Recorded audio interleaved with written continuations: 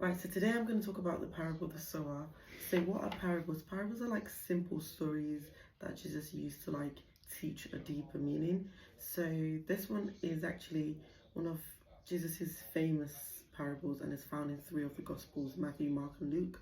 And it's about a farmer who goes around spreading seed, and the seed sort of represents the Word of God, and the soil in this parable represents a condition or state of our heart.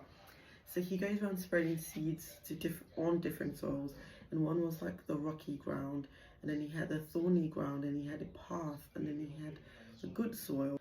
Right, so let's start with the hard path. So here he says, some seed fell on the path, and birds quickly ate them. So this is like when we hear the word of God and it doesn't sink in because distractions, doubt, and even the enemy can snatch it before it actually takes roots. The next is the rocky ground. Other seeds fell on the rocky ground and it sprouted quickly, but because it had no depth, when the sun came, it just withered away.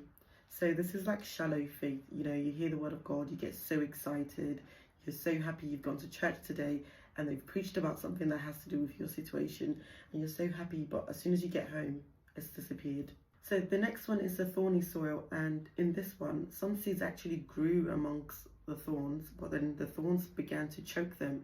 So this is like when we hear the word of God and the worries of life, the pursuit for wealth, and all the things happening around us begin to choke or compete with the voice of the Lord, and it just distracts us from what the word of God says about our lives and our situation. Finally, we've got some seeds that fell on good soil, and they actually even produce like 30, 60, and 100-fold.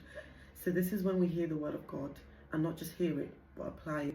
It's one thing to hear the word of God, it's another thing to apply it, and it's another thing to live by the word of God.